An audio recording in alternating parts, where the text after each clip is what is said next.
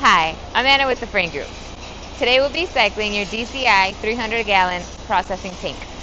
This machine is currently set at 480 volts, 3-phase. We recommend you read the manual in its entirety before powering on this machine.